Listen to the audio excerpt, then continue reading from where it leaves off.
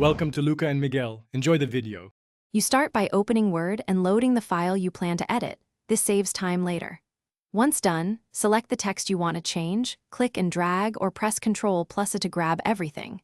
Make sure to place the caret precisely if changing only a word or paragraph. You do this because font settings apply to selected content. Without selection, changes affect new typing. Next, glance at the Home tab where core font controls live, ready for the first actionable adjustments.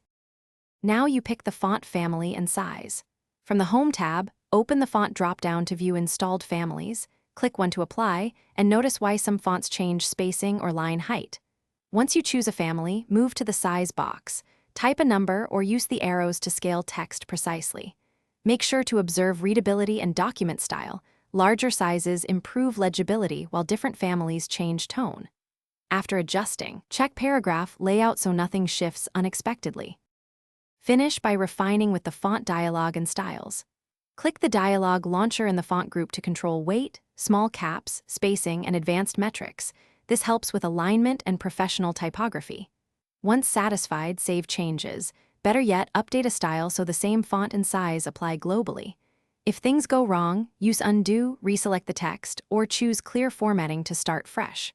One troubleshooting tip: if fonts appear substituted, confirm the font is installed on your system. Thanks for watching and please subscribe. It's the best investment you'll ever make.